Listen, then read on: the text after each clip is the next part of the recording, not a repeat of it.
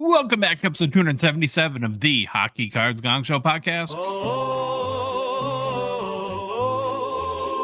Phil sat down with the plate piled high. Chocolate chip cookies stacked to the sky. He winked and said, ain't nothing to fear. Then vanished 29 and a half with a root beer. He chewed through 12,000 calories, give or take, with 900 grams of sugar in that bake. The room got warm, his brow got wet. He said, I don't feel quite right just yet. Phil got the green apple splatters. He sprint away, shouting, it's matter up ladder. He kicked in the door, no time to chat, to save his pork chop pants from a tragic splat. Oh, sweaty and clammy, pale as a ghost, regretting that 30 cookie boast. He spent the night in titled lament, hugging the throne like it paid him rent. Oh, snacking gone wrong, a dessert overload. His bowels sang a sorrowful low, low, low, low. From sugar to sorrow in just one bite. Phil's bathroom breaks lasted all night. Well, now he's sitting with shame and a laptop in hand, buying hockey cards from eBay land. From the porcelain throne where dreams collapse, he scrolls and bids between the claps. He'll never forget that snack attack day when 29 and a half cookies made his guts pay. Phil got the splatters, the sweats, the shakes, and a sweet deal on a rookie J. Do-wop, oh, no, Phil.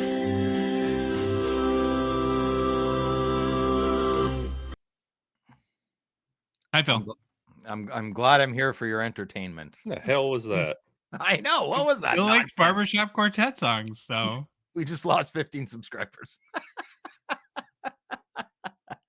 the name of the song was Phil ate 29 and a half chocolate chip cookies, then got the green apple splatters. That's so disgusting. No one wants to hear that. That's ridiculous. I've been doing great. I got like maybe 7-8 pounds to go. We'll tighten up. Yeah, good to go. Good to go. No sugar this week or last week. Wait, when was the cookies? I don't know. Whenever. I don't know. Can't remember. Hi, Louie. Hi. Yeah.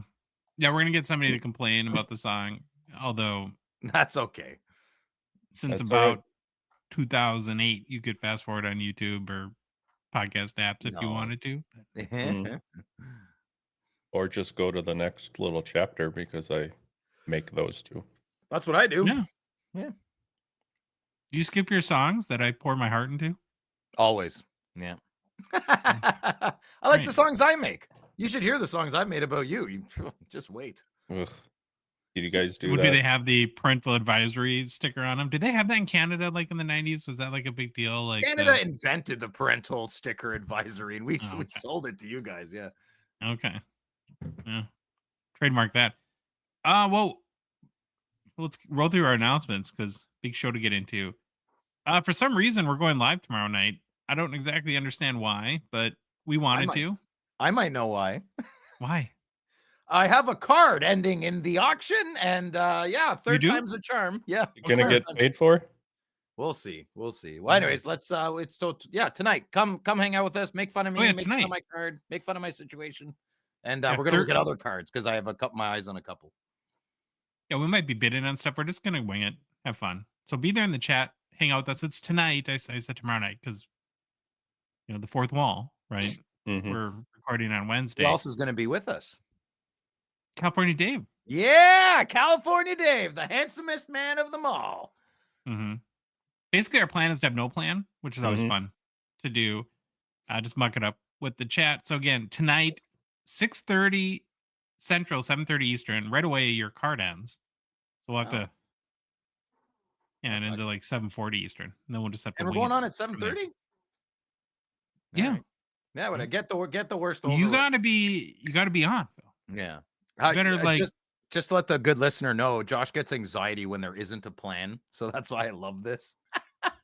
So we're just gonna like hit record and everything's gonna. We're just gonna yeah. That's what we're gonna do. Okay, cool. Yeah. So should I write an outline or no?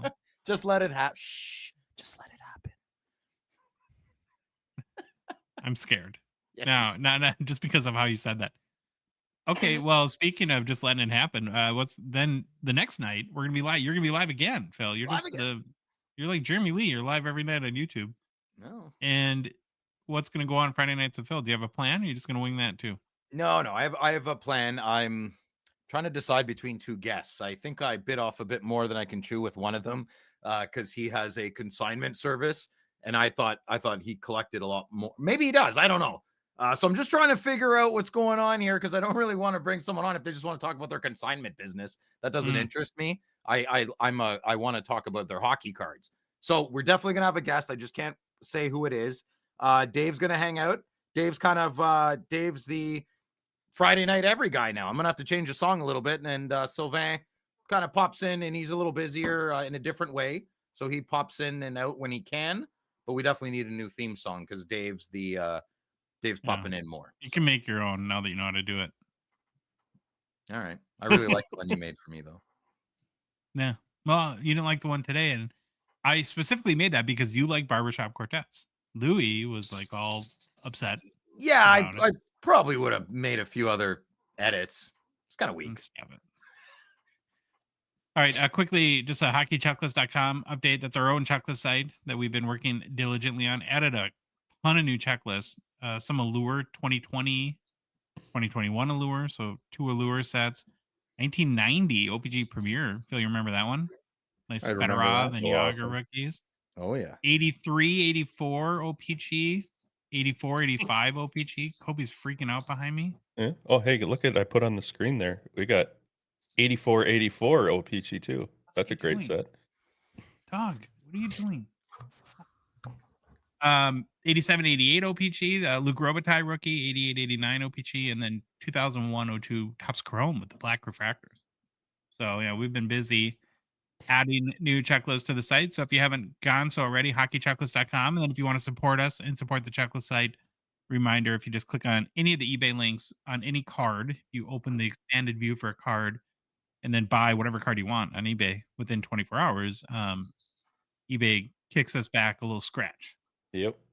And then I spend 8 times that amount adding new stuff to the checklist site. So that's how that works. You went grocery shopping when you're hungry. Yeah. GP Sports. So I don't.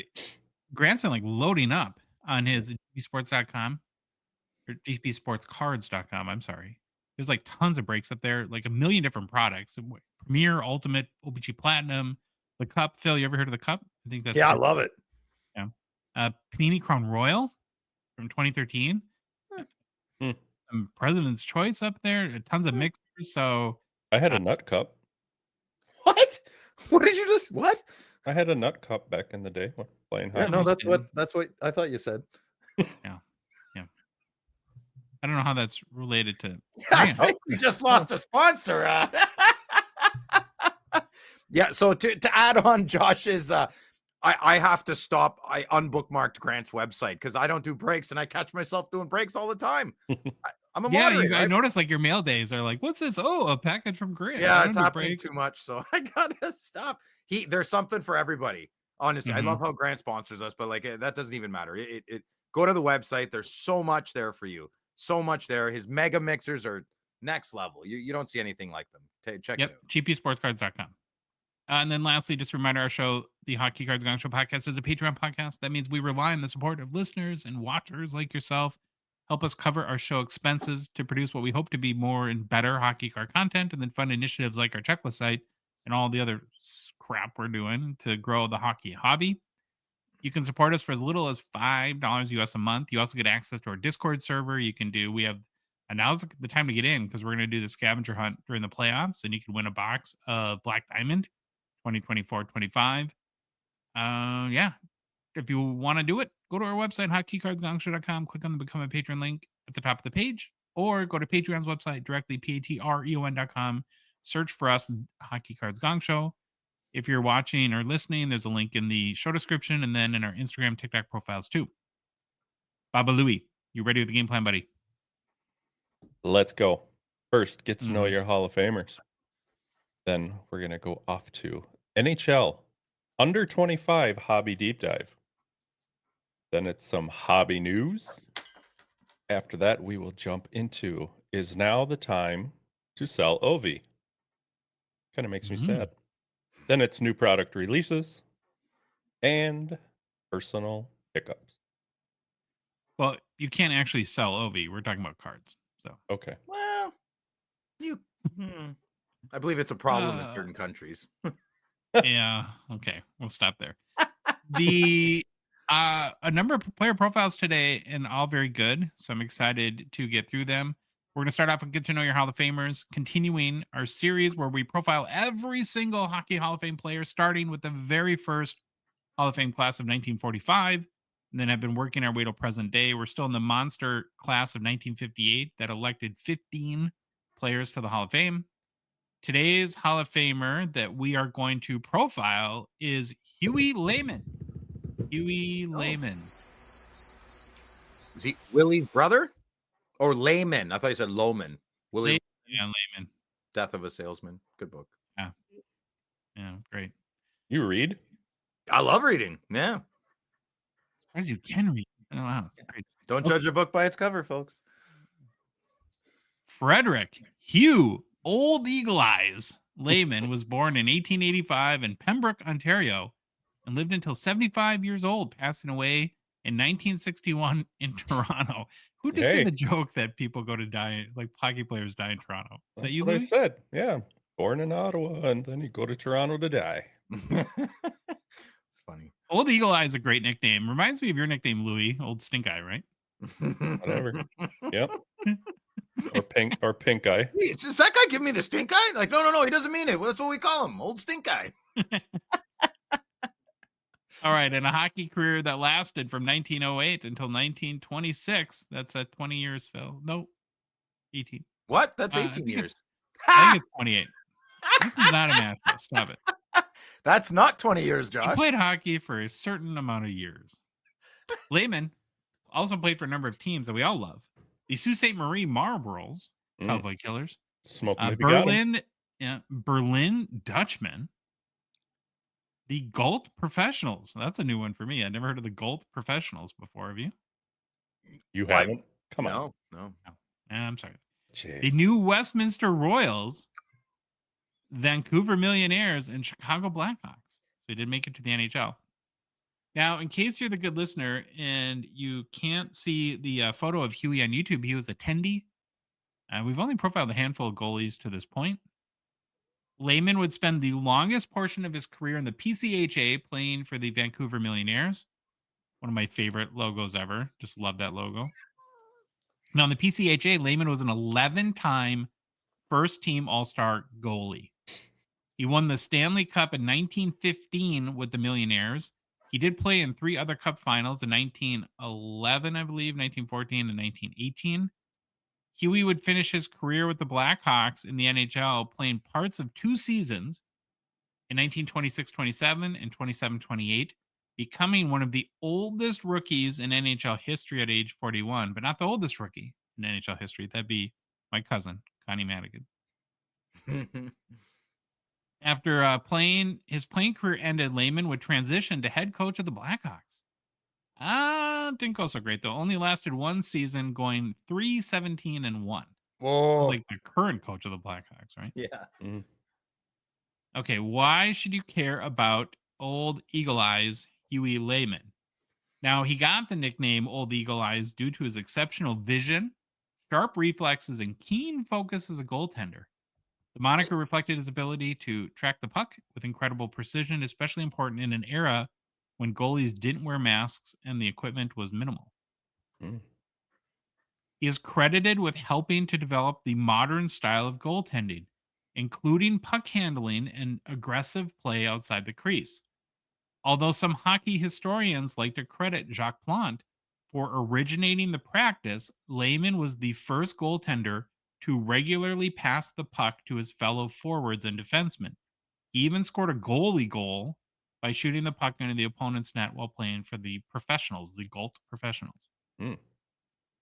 In a famous early goaltending battle, it's like a rap battle, Lehman and George Vezina, the NHL's top goalie award itself is named for, faced off in an intense game between the Vancouver Millionaires and the Montreal Canadiens. Lehman's performance was so calm and precise that sports writers at the time praised him as being as steady as a clock and quicker with his glove than Vezina, earning widespread respect across Canada. Though Vezina would become a legend in the East, Lehman was already known as the best in the West. Kind of an East-West rap battle there between West Side, right, with Lehman. Yeah. In the 1915 Stanley Cup Final, Lehman led the Vancouver Millionaires to a 3-game sweep over the powerful Ottawa Senators. Ooh, Phil. Mm. He allowed just 4 goals over 3 games, while Vancouver scored 26. Well, like your Senators, eh? Yeah. His play was so dominant that the Ottawa newspapers said Vancouver would have won even without offense because Lehman's wall-like goaltending. That win made Vancouver the first West Coast team to win Lord Stanley's Cup. Did they say he was steady as a clock because of his owl eyes? Because like a lot of clocks back in the day were owls, like of the pendulum. Oh, like cuckoo clocks? Yeah. You're Was it kind like of a reference to that, maybe, Uh-huh. or coincidence? I could see a 6-7 analogies to a cuckoo clock Yeah. in with you. Hey, get out of here. All right, let's look at the Hughie Lehman hobby market. Could only find one Playing Days card for Hughie Lehman searching TCDB, and it's this card from the 1926-27 anonymous issue. The card must be super rare. There was 0 sales and even card letter sales history. So a little faded on that one. Yeah. Lehman was honored also in the 1960 top set for all-time greats, the inserts. Now, the highest selling copy here is a PSA 9 that sold for $510 US just a few weeks ago on March 2nd. So, booming Hughie Lehman hobby market right now. And then, of course, you can get a Hughie Lehman in the 1985 Cardophilium Hall of Fame set too for a couple bucks for a rock card. You know what's we always know the big names, but we never, like, this guy's very storied, great history, and Yeah. I've never heard of him. I'm sure I have along the way, but you forget, like, you don't know. Not like this, but like George Vezina, everybody knows who George Vezina is, right? Hobie Baker, everybody knows who Hobie Baker is, and I guess it's because the awards, The trophies, yeah. I mean, yeah, that's I a guess big- just answered my own question. But then the forgottens are completely forgotten, and they're almost, if not equal to, the ones Sure. we remember, right? Well, even for a time, he bested George Vezina too, very, right? yeah, good point. Oh, I love these. Love you old guys that most are dead. Yeah. Yeah. Well, that plays as your Hockey Hall of Famer, Hughie Lehman. Good job, Josh. Sweet. All right, it's time for our weekly deep dive segment, and we're going to do a little twist. This is something we've never done before. Brand What new. are we doing? Normally, we either deep dive a set or a rookie. That's kind of been the two, I guess, Oh, focuses. And then occasionally, well, actually, we've done veterans before, like a long time ago.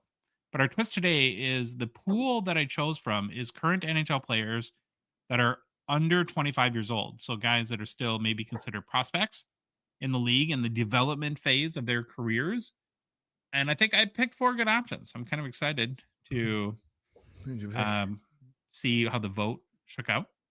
And, maybe you'll agree or disagree, Phil. We never know. We dusted off the old hobby poll, put that up on Instagram. yeah. And yeah, there she is. I always miss the Beautiful. polls. Yeah. And beautiful. Well, here were the options this week. You can tell me who you'd have voted for. Option Okay. number 1 was Cole Caufield, still under 25 years old. Number 2 is Timmy Tantrums, Oh. Timmy Stützle, What? then Lucas Raymond, and Kirill Marchenko. Of those Oh. four, which one would you have wanted to learn more about the most? Caufield. I already know everything about Stützle. Mhm. Yeah, probably Caufield. Yeah. What's his favorite color? Stützle? Yeah. Blue. You sure? No. Who would you have voted? Did you vote, Louis, or no? No, I did not vote. Who would you have voted for? Caufield. Okay. Well, let's see how the vote shook out. Well, that's probably who won. You think? Let's see. Him or Stützle, they'd be close. Would you tell us? No, gonna make you wait. Okay, Ah. you ready? Yeah. All right, here we go. Okay, Yeah, yeah. you're right. Cole Caufield, 36% of the vote. Number 2 is Kirill Marchenko. Does that I surprise was you? wrong there. Yeah. And then Phil's boy Timmy Tantrums, Timmy Stützle, at 21%, followed by Lucas Raymond at 20%. So Okay. that makes this week's player deep dive Cole Caufield. This is a really good one. So he's 24, again, under 25. Hails from, is it Mosinee, Wisconsin? Yeah, sounds good. I don't know. Mosinee? Yeah. It's in the heart of the state, a little bit west of Green Bay. Now he's listed at 5'8", 175 pounds, but I read a lot about Cole Caufield in the last couple of days, and I think he's really 5'7", is the consensus. I'm 5'9", 175. That's pretty Yeah. tiny, man. Holy He's moly. teeny tiny. Listed. Is that, You're 5'8". On the internet, I'm 5'10", actually, Louis. what are you on OnlyFans? Hairy feet? 5'10". 5'10". Yeah, Europe only, bro. Only Europe. Cole Caufield is a right winger for the Montreal Canadiens. Cole played his youth and high school hockey in Wisconsin, then parlayed that success to the U.S. National Team Development Program, where he spent 2 years in 2017-18 and 2018-19. Now, the one thing you can tell right away when looking into Caufield's hockey resume, he's always been a big-time goal scorer. He scored goals everywhere he's played, from 10 years old to now, essentially. As an example, in the 2 years during his involvement with the Team USA development program, he scored, Phil, 178 goals in 183 games. Wow. That's not bad. That's very impressive. This picture on the screen here, do you think he gave his shoulder pads back to the football team, or Right. holy crap? He looks 10 out there. That's Yeah, no wild. kidding. He broke a little bit more about his exploits with the U.S. team. He broke Austin Matthews' single season goals record when he scored 72 goals in 64 games in 2018-19.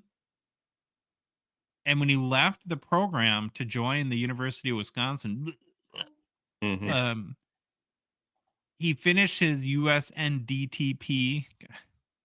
Can we come up with an acronym that's not like 12 letters long? Give me a say, please. He finished his career with the most goals in program history. So that's pretty good, too.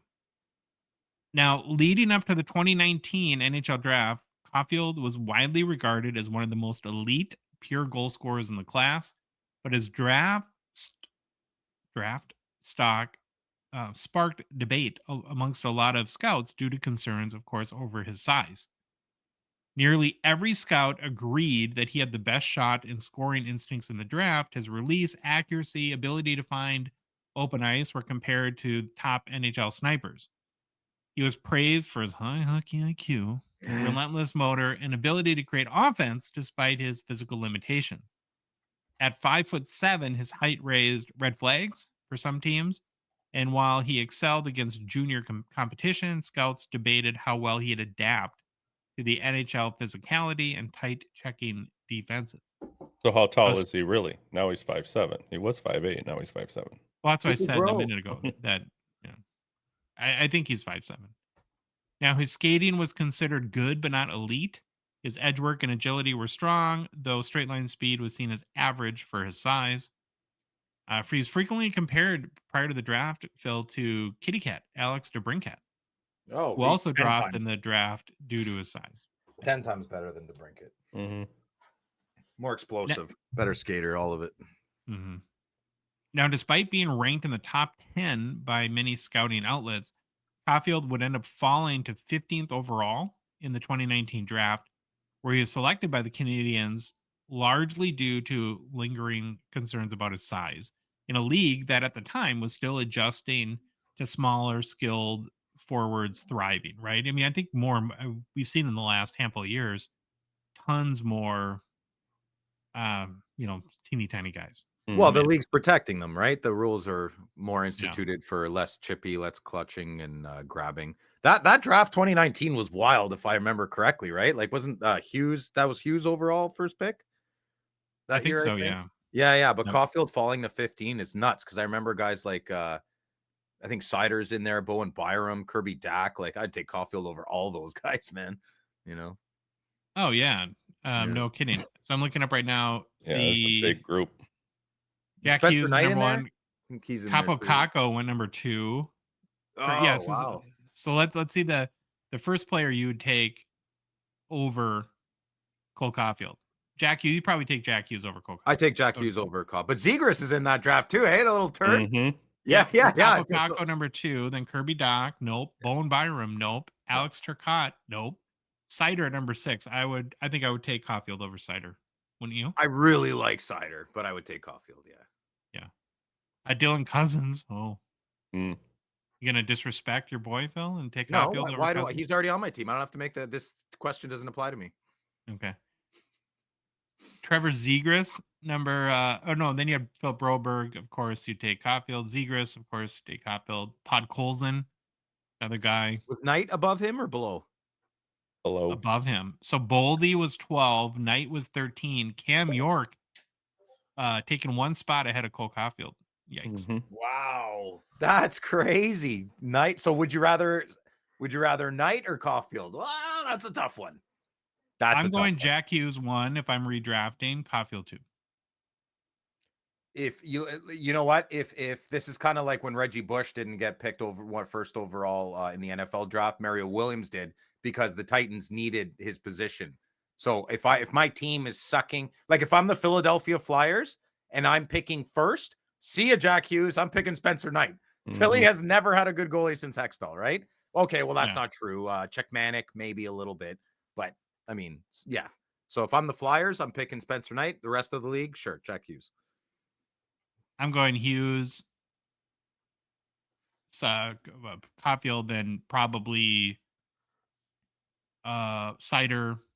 I don't know, maybe Boldy then Knight. Just this picture kills me. Can we change the Wow. picture? It's like Look how small he is. I mean, you can really looks like tell. he's like, 12 years old. That's he does look like crazy. he's 12. Yeah. Nice pants. I'm on Who's a the field tan trip. guy?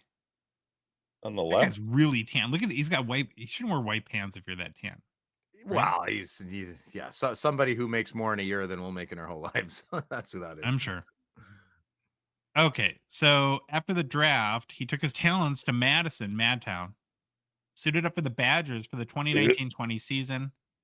That year, he led the Big Ten in goals with 19 and points with 36 and 36 games played. Was named the Big Ten Freshman of the Year.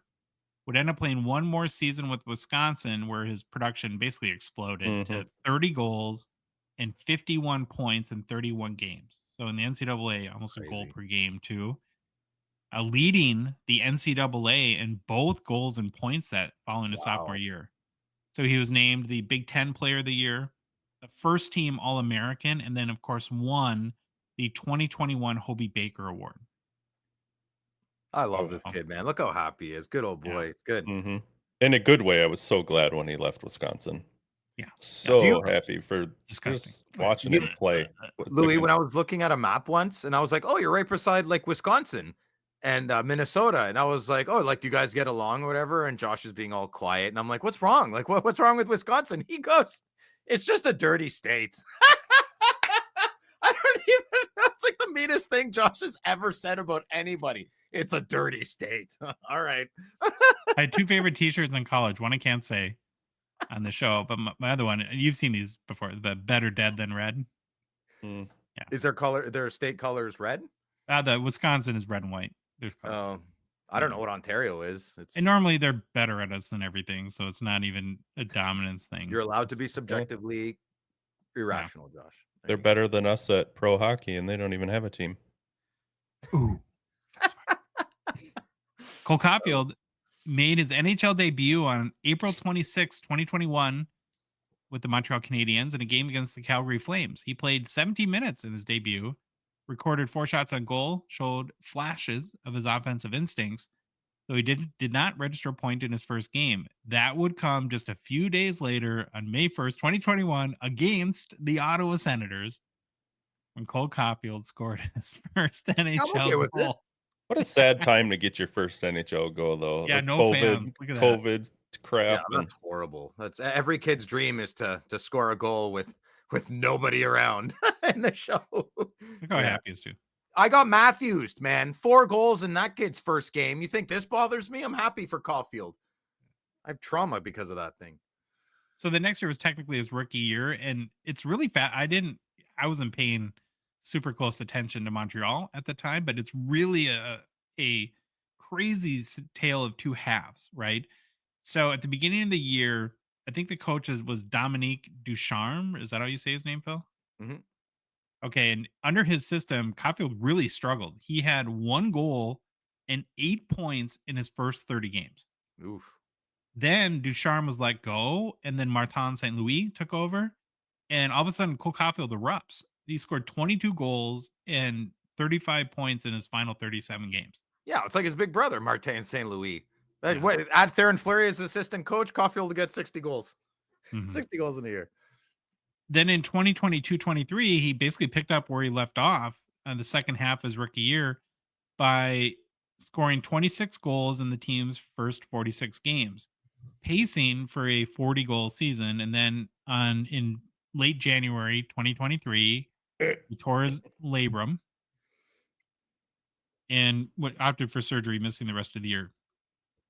And what I'll never forget, of course, about that time is normally when a player goes down, like I'm sure I haven't looked, but I'm sure it's happening to the Jack Hughes market right now. It doesn't crash, but it dips, right? You're just out of sight, out of mind. Caufield's market exploded after the injury. I mean, it was Mhm. all spring and all summer. His values were going up because everyone was so jazzed that he was on this 40-point pace before the injury. And then I think going back to that strong second half of his rookie year, well, he came back for the 23-24 season and it was solid, right? He ended up with Mhm. 28 goals and 65 points, not 40 goals or more like everyone had hoped. Um, and I think and then that's Bernardo-Palooza, right? Yep. So then that kind of outshine Caulfield, and his hobby market's been a lot weaker, really, ever since then. But I think the big thing about that 23-24 season isn't the points; it's that he played all 82 games That's a good thing. following that year, and then he's missed 2 of 72 games this year. Yeah, resiliency and Mhm. toughness is a big as a Mhm. former Josh Norris on my team, you'd rather the longevity.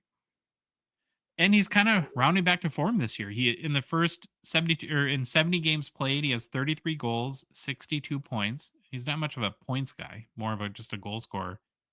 And again, has only missed 2 games due to minor injury, reaching 30 goals for the first time. Right? It wasn't that there's been people, and I can't quote these directly. It would be better if I remembered exactly how it went, but there's been a lot of jokes the last 6 months about Cole Caulfield, the 40 goal scorer who's never scored 30, Mhm. right? That's funny. Well, he did get to 30, so he's at 33. He might finish in the 36, 38 goals, something like that. I think He that could would hit be 40. He could. Montreal's on. I mean, he's on first line mhm. when Suzuki's having I think his best career year. Right? Yeah. So, yeah, so 33 goals, still under 25. Um, Seems to be rebounded from injuries, proving that he can stay healthy. And I don't know, anything so far surprise you or Well, you made fun of Wisconsin, and this guy seems pretty resilient. So they're tough in Wisconsin. Wow, they drink a lot. Throw bales of hay and they drink their pups, eh? they eat a lot of roadkill. Okay, stop it now. No. Nothing surprises me right now about this kid. He, like you I'm a fan. said, though, he is I think he's more of a big goal scorer. Yeah. I think Definition that of trends with him more. You know, he Mhm. can put, dish the biscuit, if you will, but this kid's a goal scorer. He's got that natural goal scoring ability, like Sylvain, Pierre Turgeon, Yeah. those guys. Now, Phil, while Yes. you pretend Ottawa is your favorite team, we all know Montreal is really your favorite No, team, they're and you not. watch them a lot. What's impressed? Have you been impressed by him when you see them play? Yes. Or He's incredibly dynamic, explosive, all the cliche words. I kind of like it. He's a bit of a puck hog, and I like it. I wish my Timmy Stutzel was a puck hog. It works for him. It works for Mhm. him. And yeah, he's a winger for a reason. He's not trying to set you up. He wants to be set up. And I think Suzuki's a perfect guy to have on with him. Saw a couple of Yep. games ago. Slavkovsky looks good too, man. If I'm Nick Suzuki, I'm having a good time out there. A couple of young lads flanking me on both sides and just dish them the puck, and they're natural goal scorers. Well, Slavkovsky can't seem to hit the freaking net sometimes. But It's got to be funny to see Caufield and Slavkovsky like standing next to each other on the ice, because yeah, it's got to be a big difference in is height he there. Slav big? I don't know. I don't know much about him. I think he's like 6'4" or something like that, Oh, isn't he's he? a big Russian. I love it. That's great, Yeah, man. he's Right big. on. Little American, big You'll Russian. look it up. Yeah. What? I said you'll look it up, right? What up? I'm I- looking something else up, so I didn't hear you. Oh, Slavkovsky's height. Oh, Just let us know. sure. So looking at the hobby market a little bit, Caufield is a 2021 Young Guns PSA 10 pop 3,654 with just a 32% gem rate. So that means over 10,000 have been submitted to PSA. Pretty nutty. Yeah. Last sold for $136 on March 25th. It's up about 3% in the past month, up about 1% in the past 6 months. 52-week low for this card is 98 US, and 52-week high 222. Ooh, Gosh, these Young Guns are so volatile. All these swings from high to low in 1 year are crazy. that's wild. And then lastly, we'll take a look at the top 5 highest selling Cole Caufield cards to date. This is kind of a fun list. Normally, the player hasn't had their cards haven't been out long, but here's a guy whose cards have been out for a number of years. Reminder: any sale made via eBay that's within the 3-year look back window has been verified as paid for in Terapeak. So coming in number 5 is a 21-22 stature rookie patch auto 101 that Phil would probably just dump out on his table. Stop. Right, Phil? If you watch Phil's last video, you'll get that one. Sold for $5,042 by Slap Sharks, Wow. eBay in November 2023. Nice. This next card is cool, and I don't. It's a SP Authentic Young Guns French Acetate Never seen from this. 2021-22.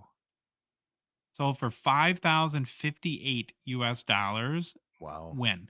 In October 2023 by eBay. Young Wolf. It's crazy. Is that wild? Have you I seen didn't one of know. Louis before? No, I haven't. And it's even got the SP Authentic logo on it, which is kind of wild too, in the upper right corner. Oh, good catch, Madigan. Yeah, cool. Yeah. Number 3 card I love. 2021-22 SP Authentic Future Watch Auto Black. Raw sold for $5,600 by eBay in May 2023. Beautiful card. And then number 2 is a 2021-22 Young Guns High Gloss. Yeah. PSA 9 sold for $6,600 in August of 2022. And the number 1 highest selling Cole Caufield card is a 2021-22 O-Pee-Chee Platinum Rookie Autos Golden Treasures 101. Sold for $12,711 in July of 2023. So what's a couple interesting things I want to point out here for you guys to comment on. No cup card in the top 5. Right. I was going to say that. Is that interesting? Mm-hmm. And then in doing my research for this, I just have to point out, going back to our fake comps issue, of the top 10 Cole Caufield high selling Cole Caufield cards on the sales report, only 5 have been paid for. Just, repeat, Josh. Repeat that. Say it again. okay. If you go to most sales reports we all use and look at the highest selling Cole Caufield cards and look at the top 10, only 5 are real sales. Insane. Yeah, it says consistent as it's like a clock, right? Is that Don't get the used to analogy it. for Yeah, Hughie Lehman? Us humans can get used to anything. We can live in despair and misery. I refuse to on this one. Let's keep talking about it. Out of all the 5 cards, boys, I have a theory of what happened with the cup cards. I bet you a gold parallel cup card maybe might have sold for more, but in person. That's Montreal has a lot of card shows. There's a lot of deals going hand in hand. Card Ladder doesn't hear about that stuff. So Well, I think my theory on that was that it kind of probably the cup came out when his hobby market after his was when he was a little bit plain blah. You don't think a Shield Cup card 101 would go for more than 10 grand? I do. Now maybe. I'm kind of surprised that his market hasn't picked up a little bit more this year. It's still pretty high, man. I think Really? so. I'd rather the high gloss than the golden treasure, for the record. I'm stating that. I would pick the high gloss. I don't like platinum autos, but that's just that the auto without the auto even. I'm high gloss king. Yeah. Well, that, boys, is your Cole Caufield hobby deep dive. Good job, Josh. We should do that more. Well, you Yeah, should do that more, and Louis and I will comment. Yeah. There's a lot of player profiles today, so I hope you like that. Good stuff. Slab Sharks, the Gongshow partner sponsor, we're grateful for their support of our show. The current Slab Sharks weekly eBay auction with more than 5,000 cards. Holy moly. Available to bid on ends tonight. We'll be live on the Gongshow YouTube starting at 7:30 Eastern to watch Phil see how many hundreds of thousands his card goes for. Can't wait for that. Hope to see you in the chat. Going to be a lot of great cards ending tonight. We'll maybe bid and share our wins, our losses, successes, and failures. For yourself, you might want to head to slabsharks.com, get those bids in too. And so many Canadians are turning to Slab Sharks to help them sell their cards on eBay because you basically don't have to do any work. You just hand off your cards over to Slab Sharks by submitting them via VIA. They're pretty awesome and easy to use online portal system, dropping them off with a rep at a trade show or with one of your reps locally. Then Slab Sharks takes it from there. Plus, your cards get listed in one of the hobby's biggest weekly auctions. So for complete consignment info and to get the process started today, head to slabsharks.com. Yeah. Hobby news. Oh, yeah. How about a little bit of hobby news? Love that. Hobby news. Thank you, Phil. You're welcome. Thank you for using a real voice for once. Appreciate that. Glad you're getting comfortable with the audience. All right, let's go. Okay, so the Athletic, couple of stories from the Athletic that I found really fascinating, and some of the, I think the best hockey coverage is in the Athletic, in my opinion. Did you have to pay for that one? Yeah. Yeah. Scotty Wheeler, he does the draft and prospect analysis for the Athletic. Recently published his rankings for the top 64 2025 draft prospects. We're going to go through every one of them for hours. Just kidding. He put them in like tiers, tier 1 to tier 7. We're going to go through a couple. And I think it's good to do this starting now because these are the names that could be, the names next year in the hobby, right? That we're all chasing. So, Phil, get your notepad out and sharpen your pen, stick it in your ear and twist it until smoke appears. And yeah, because these are the guys you're going to want to remember. So in tier 1, he has 2 players. You have any idea who they are, Phil or Louis? Who are the 2 biggest draft prospects? Michael Misa and I know the answer, but it's I'm lost on it right now, so I won't get it. How about Matthew Schaefer? Yeah. Did you just read the notes, Louis, or did you know that? No, of course I read the notes. Oh, that's actually I would have been wrong. I did not. That's not the name I would have said. I've heard that name, but that's not what I would have said. Matthew Schaefer is actually the number 1 prospect and his favorite to go number 1 overall. Really? Now he's in the OHL for the Erie Otters. I kind of love that logo. Mm-hmm. He was the first overall pick in the 2023 OHL draft. Now, it's, I guess, noteworthy that he's still considered a top prospect, even though he's missed quite a bit of time this year. He's had mono, and then I think in one of the World Juniors or something like that, he broke his collarbone. But again, still considered at least the Athletics' favorite for number 1 overall pick this summer.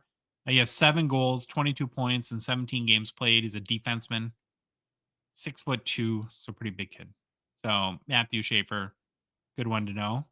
Then number 2, the second guy in the top tier is Michael Misa. That's Phil's guy.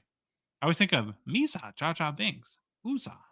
That I pretend that movie was never made. Yeah, it's the worst one. Now, Misa's probably the name most people have heard of. He's the OHL's 8th exceptional status player, finishing up his 3rd season with the Saginaw Spirit. And it's been a heck of a year, Phil. 62 goals and 134 points in 65 games played. That's 2.16 points per game. It's the most points in an OHL season since Patrick Kane scored 145 in 2006-07. Wow. It's crazy. He's a center with good two-way ability. And, if he goes right to the NHL next year, he could be a big rookie chase, like a Series 2 guy like Macklin celebrated. Misa tax. Mm-hmm. Is there a lot of buzz in Canada about Misa? Or more McKenna? No. Yeah, Misa's always what's being talked about. I don't know. I don't know what name I had in my head the other day, but yeah, I'm not paying attention enough. I'm not qualified, or I don't have the information to give you an accurate answer there. And I think the goal is these are just names we need to start to get familiar with at this point. Yeah. Not too much sense like breaking down their, senior prom or whatever. So in tier 2, I'm just going to quickly go through a couple of the names. The one that's probably most talked about, or has been most talked about here in the US, is James Hagens from BC, Boston College. He's another USNDTP program product. Just finished up his freshman year at BC. Maybe slightly disappointing from a goals standpoint. 9 goals, 33 points in 33 games. So, still good point production. Mhm. And I think even the Athletic mentioned that they had him and Misa kind of neck and neck before the start of the season. But because Misa's performed a lot better, that he's separated himself from a draft prospect perspective. But I guess this kid's a wizard with the puck. Have you seen his highlights, Louis? This kid is good. Yeah, very, very good. And then a couple other names. Then Wheeler's second tier are, tell me if you've heard of any of these guys, Phil, up there in Canada land. Porter Martin, who's a right wing in the OHL for Brampton. Anton Frondell, Swedish center. Caleb Desnoyers, is that how you say that? He's a center. He's in the queue, Moncton, I think. Yeah, well, so what they're saying is that actually what the Athletic said about this kid is that his draft stock is kind of falling, has been hurt by the fact that scouts can't go see him play because it's not a real place. Mm-hmm. I don't know about that, but yeah, I've heard him talked about a lot. Why do I know that? Yeah, I know some weird stuff, but anyone else? We all believe that. No, those are the tier 1 and tier 2 guys. There was a big boy. No, you're missing them. You're such a big boy. McQueen or something? McCabe? No, not McCabe. McQueen. I think somebody named McQueen. He's McQueen? a big lad. The big lad. Randy McQueen or something. I can't remember, but Randy Quaid from No, but I know he plays for the Wheat Kings, and he's who I was thinking of, and he's a big lad, big boy, and I was maybe Louis can look him up. okay. So right now, you might find this interesting. The teams with the best chance as of today to get the number 1 overall pick next year. Who do you think the team that has the biggest chance to get the number 1? Minnesota Wild. I wish. The San Jose Sharks. Oh God. Can you imagine Michael Misa with Will Smith and any of them?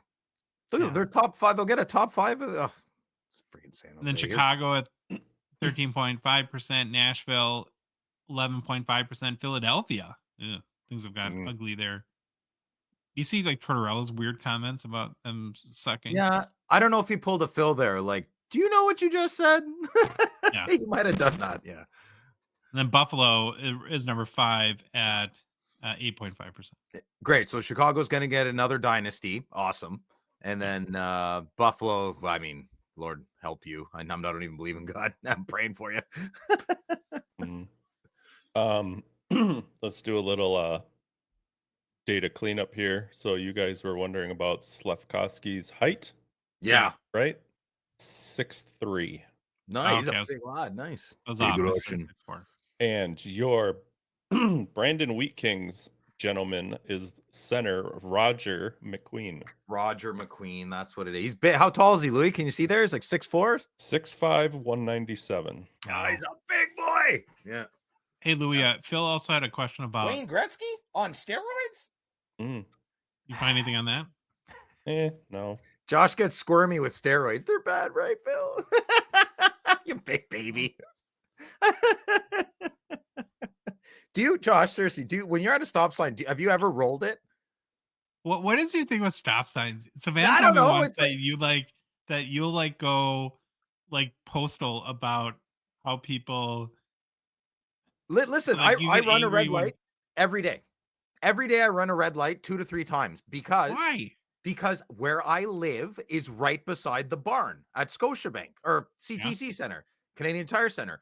So if the city of Ottawa employees, okay, I'm being very nice, sometimes, most times, always, they don't change the lights. So if there's a game last night, let's say there's a game tonight, and I have to drive Cole or my brother to work and Cole to school, I have to wait like 3 to 5 minutes for a red Oh. light to go green. I'm not waiting. Everybody else waits. I don't wait. I go. I'm not waiting. That's ridiculous. Oh God. I'm gonna kill you. Mm.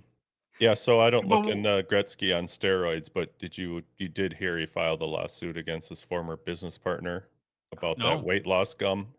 He What? Weight loss gum? Yeah, What is happening? yeah. Yeah, Who that's a great buys that? idea. This is a Janet's idea. He filed a $10 million lawsuit against his former business partner for actions surrounding their OMG weight loss gum. Oh my Mm. God. I have a bridge to sell them. Tell them, email them, Louis. I have a bridge to sell them. Okay. Oh, so then there was the next story is sort of a companion maybe to the last piece, but I thought this was very cool as well. Again, it's from the Athletic. So they ranked every team's prospect pool. So they're from 1 to 32.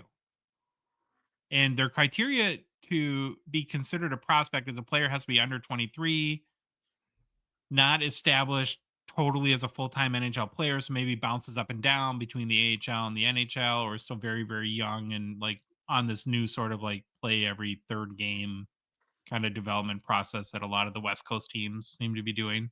Except for Goalies the have to be under first one. 25. What? The first one's a joke. Mhm. Yeah. And we're not going to go through all 32 teams, of course, but I picked the top 5 to talk about.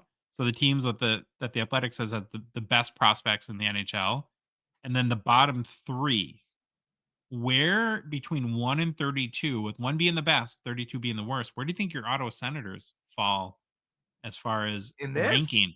Yeah. Bottom 3. Okay. Yeah. Well, we'll see. Yeah. All right, let's start with the top 5. So the Athletics rank of the team with the number 1 prospect pool, again, the San Jose Sharks. Now, they considered Will Smith that's still a prospect, even though he's played most of the year because Mhm. of his age, just 19, and that he's still very much developing. He has 13 goals and 36 points in 62 games played. He's really picked it up because I remember he was struggling the first part of the year. And so, all in all, not bad for a 19-year-old.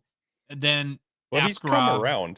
The kid's Yeah. come around, but you can't say he's in your prospect pool. I mean, he's Sure. played damn near the whole year. It's pretty small. I mean, when we saw him at the rookie showcase, Mhm. that really he's not bigger than Celebrini or barely. They're right? best little buddies, though. Don't their social media is adorable and like I'm rooting for them, Celebrini and Will Smith. They're good little buddies. Watch what the chemistry they're going to bring on that team, if not already. Mhm. And then I think like in their top prospects, they had Yaroslav Askarov because he's still not, the consistent NHL goalie. Then they're also very high on 18-year-old defenseman Sam Dickinson, who's in the OHL right now. Check this out. Mhm. Averaging 30 minutes a game this year Yeah. in the OHL. Is Burn him out young. that crazy, Phil? 30 minutes time on ice? It's too much. It's not a lot for a young man. Yeah, burn him out. We call it the Thomas Chabot way. Number 2 in the Athletics rankings for best prospects in the NHL are Minnesota Wild. This kid's awesome. Oh, come on. We hit the lottery. I mean, the best thing Phil Guerin's done his 2 best moves were lucking into the Brock Faber sort of chump change that came in the Kevin Fiala trade, and then drafting Zeev Bayum, who looks fantastic. Mhm. He's probably, I think he's widely regarded as maybe the top, NHL defensive prospect who's not in the league yet. Oh, you do have that Russian kid in here too. Yeah, him too. Yeah, and then there's another Russian prospect, Danila Yurov. The problem with wild Russian prospects is we draft them when they're 12 and they come when they're 40. Yeah. So we have they also threw in David Urasek, who What? honestly I haven't heard much from since he's still in the AHL. Yep. And then of course Jesper Wallstedt, who losing hope on by the day because he's for the last 4 years he's supposedly been this amazing goalie prospect, but doesn't seem to ever play. We've had some players like that too. Lassie Thompson, so good. Yeah, on waivers. Picked up. See you later. So our wild number 2. Number 3, Phil, your team, the Montreal Canadiens. Stop saying that. They're not my team. I'm an Ottawa They Senators are. fan. I know when you talk about them, you light you up like light a up. Christmas tree. You light up. You do. You No. do. I swear. No, to I don't. Louis sees it too. You light up like a Yeah. Look at right like a now. He's 4th of getting July red. fireworks. You He's have that getting red. sparkle in your eye. I don't You're get red, excited. first of all. You move forward. Your body language. Your hands start moving. You love them. Well, you have a lot to be excited about, Phil. Now, this name is one that everyone, I think, write this down. Ivan Demidov. It's hard Everybody to already argue. knows this name. Everybody already knows this name. Does everybody know his name? Or you want to? When everybody knows your name. Boom, boom, boom. So he's considered. He just broke the KHL's under 20 scoring record that was previously held by Kirill Kaprizov and Matvei Michkov. Wow. That's pretty impressive. Big name to remember, and who knows when it'll come over. Looks like he's got the moxie that these Russian kids have too, based on the photo. And then who else? They got a big goalie prospect, Jacob Fowler from James Hagen's Boston College team. And then Michael Haig from Michigan is another name to watch in their system. So Canadiens, number 3. Number 4, the Blackhawks. Say what? Say what? Their top prospect is Artem Leshinov, who's been in the AHL this year. Top defensive right-handed defenseman. Frank Nazar is in their top prospects. He's played quite a bit this year, actually. 6 goals and 16 points, and I think like 40 some games this year with the team. And then Kevin Korchinski is another D-man that's jumped up and down between the AHL and NHL that they're still pretty high on. Mm-hmm. Speaking of teams you love, Phil, number 5 for the best prospects in the NHL. You want to take a guess? Maple Leafs? The Red Wings. Oh, okay.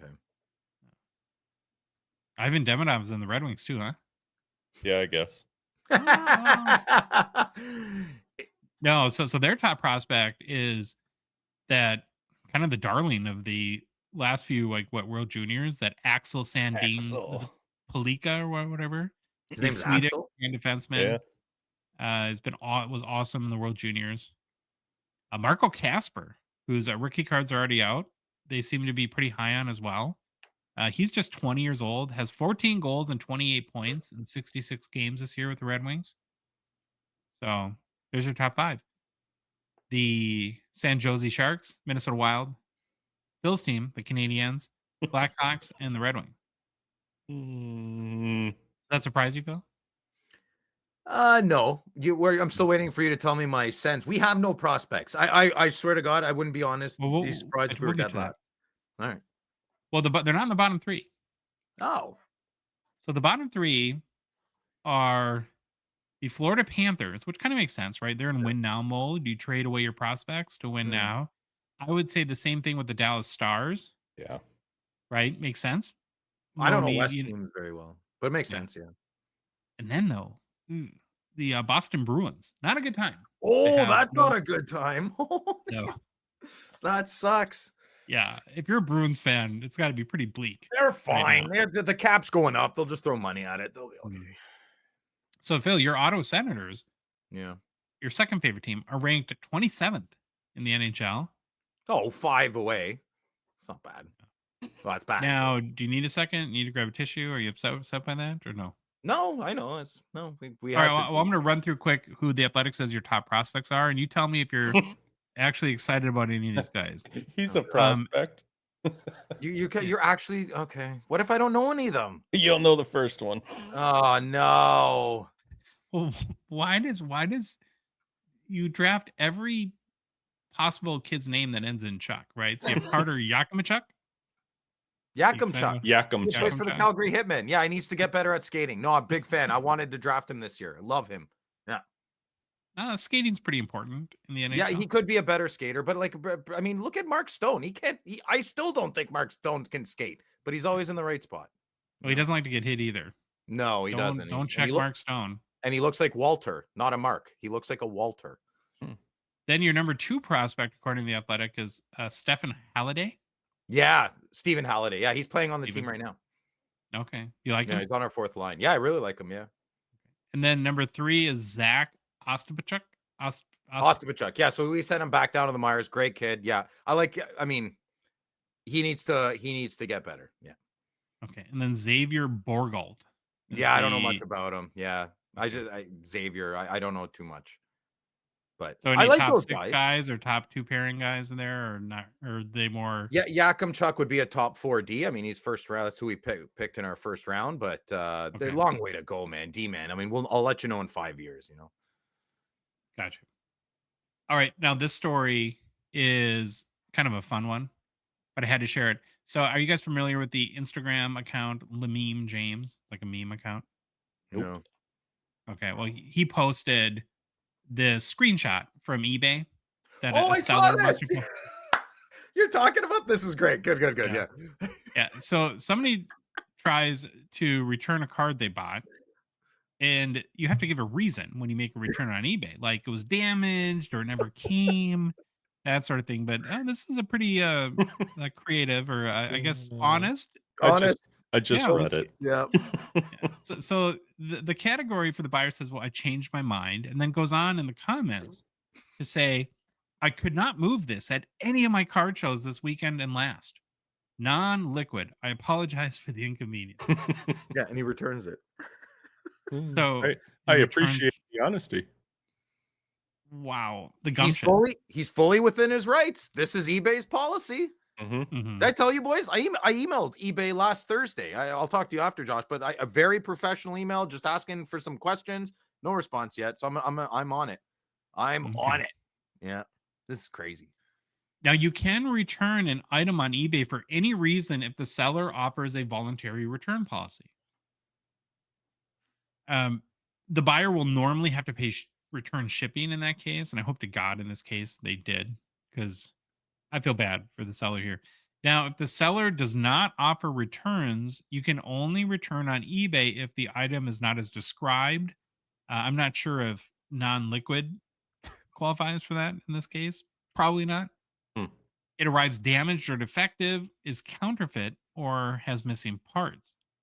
The only other way you can return an item is if it falls under eBay's money-back guarantee, in which you can return the item even if the seller does not offer returns. So, again, I guess you give the buyer here marks for honesty, but man, that would be that's a douchey move, dude. That's bad. Do you think that seller's ever he's gonna go to his settings and he's gonna say no returns accepted, as he should, as all of you should. Anybody, I mean, that's crazy. Like this customer, so we're from the 90s, right? Remember, like customers always right, customers first. Yeah. That didn't work. That didn't work Yeah. for a reason, and people are still like hanging on to that thing. It's not. I'm sorry, no, that's ridiculous. I feel really bad for the seller and the buyer. He should be penalized. I mean, you're ridiculous. He's a nice guy. He's a nice guy. sorry for the inconvenience. Yeah, yeah, that's what nice people do. He's just really Yeah. nice. You know, it's crazy. Yeah, get out of here. There's no way that this strategy can work to buy cards on eBay and flip them to make money at card shows. People do weird, crazy stuff, buddy. We know that. Mhm. They do some, like, I mean, I'd sell used baby diapers if they brought me money and the return was good. I don't care. You know, I'm just saying Really? people will do anything for money if the return is pretty good. So Wow. If you're being nice about something and exploiting a policy on a platform online, why not? All the more power to you, buddy. Well, I think we should talk about Ovi, boys. Phil, Ovi Yeah, talk. let's do it. Yeah. I don't know if you guys saw it last night or I guess 2 nights ago. If you're watching and listening, Alexander Ovechkin scored his 889th career goal in an overtime loss against Winnipeg, putting him 6 away from NHL immortality. Now, good to know, as of what? Today, the Capitals have 11 games left. So he needs 6 goals in 11 games. That feels close to me. You think, Louis, is that not enough games? Or are you confident? He's fine. Fine. Okay. Phil, are you ready to admit defeat? Or are you going to die on the vine with this OV bit? He hasn't done it yet. True. Yeah. Well, I'm cheering him on. I want want to it bring done. Yeah. Sorry. Me too. The other day, actually, to Louis and I, one of our Discord members sent us a message that had, I thought, some interesting information. So what he did is he asked the robots or Chat GPT, when is the optimal time to sell your OV cards? So I thought it'd be good. And then to share with what the robots think. And then I went to another set of robots in Grok and asked them too. And we'll see what the advice of AI is to sell Ovi. And then ultimately, if we agree with their recommendations or not. So here's what ChatGPT says. Best timing scenarios now, before he gets too close to the record. Prices may already be rising due to speculation. Less risk if he gets injured or his goal pace slows. That'd be a reason to sell now. That would back up Phil's, I guess, thinking. If he doesn't break the record, prices could drop. Yeah. I don't know how that would happen at this point. They said maybe when he's a few goals away, like 2 to 5 goals left, hype will be at its peak. And as media coverage increases, prices could be highest due to FOMO, fear of missing out, slight risk of injury, or slump delaying the record. And then lastly, they said immediately after breaking the record, prices could spike as casual buyers rush in. However, once the moment passes, demand may decline. Risk of buy the rumor, sell the news effect, where prices drop after the achievement. And then finally, they looked at like long-term hold, like years later. If you believe Ovechkin's record will stand for decades, his cards could appreciate in value over time. However, in the short term, demand may fade after he retires. So the conclusion from the robots is if you want to maximize profit with lower risk, selling when he's 2 to 5 goals away is likely the best timing. If you're willing to gamble on a post record breaking spike, wait until he actually sets the record. However, once the hype fades, prices may drop. So selling immediately after breaks the record is a short window of opportunity. Okay, so that's robot number 1. Let's get the opinion from Grok. Ask them the same question. So here's what the Twitter robot had to say, or X, whatever we call it. It says research suggests the optimal time to sell Alexander Ovechkin hockey cards is in the coming weeks of March and April 2025, as he is very close to breaking Wayne Gretzky's record. It seems that selling when he has 1 to 3 goals from the record will maximize value, capturing peak excitement and media attention. The evidence leans towards selling before he breaks the record to avoid potential post-milestone price drops, though selling right after is also viable. So it's interesting that they basically have the same advice. And what I found about this too is it kind of matches the conventional wisdom we've been talking about, where when are like the key selling opportunities just during an NHL season? It's right before the season starts and then right before the playoffs, right? And each round of the playoffs. That's like you want to sell right before game 1 of a playoff series and not when the team's down 2-0 or something like that. So it seems that, and I think I 100% agree with this, that the optimal time is right before. And if you went and read more of what the analysis was from the AI programs, is it spoke in both references, but a lot, they said the media coverage will be very intense during those times. And that's going to create just a lot of excitement around buying his cards. I've never seen more OV cards for sale in my life than right now. It's insane. Yeah. I think it's too much. I'd take my card down right away, personally. Yeah, I would not sell right now. I don't know. But I don't know these things. I'm usually wrong on these things as well. Maybe bet against what I'm saying and you'll make lots of money. But Did you see the sale that I posted today on our Instagram? no. I think it's along the lines of current OV mania right now. Oh.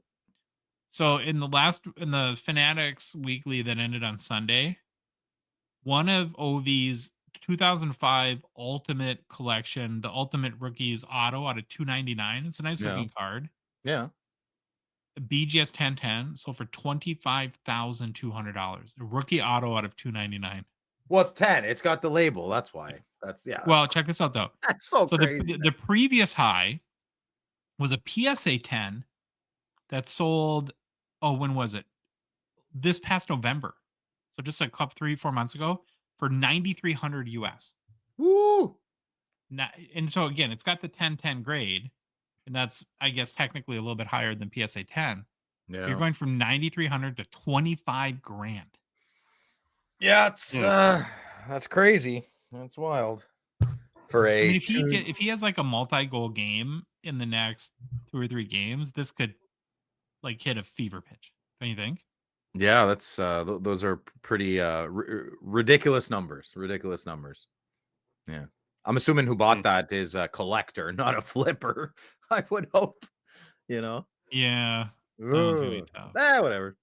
Well, there's only 125 OVs to choose from on Slab Sharks right now. Oh my god, that's so crazy. 125. Mm-hmm. So the creme de la creme should sell, right? I mean, I guess the future watches are like currency now, but wouldn't something more unique and rare but has pedigree sell better? Mhm. Like an out of 10. I don't know. So- Well, the whole market is kind of Healthy. nuts right now too. We did our top 5 video, and all 5 cards were there was a Gretzky O-Pee-Chee 8 that wasn't a record, but it was the highest sale in the last 12 months for one. And then I think the other 4 cards were record sales. Like, and they were big. Like remember Phil, the McDavid limited logos that went from 45 Yeah. grand to 100. Yeah, it was wild jump. I don't know, man. I think Is it whale season in the hockey hobby? Are all the whales breaking out the checkbooks? Or what? the cards are a little inflated, like we were talking about last week. I don't know. I'm gonna lean towards B. Yeah. I'll never get any money back for the cards I bought. I mean, yeah, okay, might get more on 10-20% of my collection, but 70-80% of my core collection, like I said before, I've probably spent 20-25,000 on Alfredson, maybe even 30. I would never sell that for even 5. I could probably sell my entire Alfredson collection for 5 grand. And one card in that cost me 1,000 to get a PSA 10 Topps refractor gold, or not gold, 10. Yeah, which was the stupidest purchase of my entire life. But yeah, anyways. So I just think cards might be worth a little money. But that's $25,000, Josh, for that. What did you say? Premier Super Rookie? No, Ultimate Rookies. Ultimate Collection. Yeah, even worse. That's insane. Listen, I'm happy for the buyer.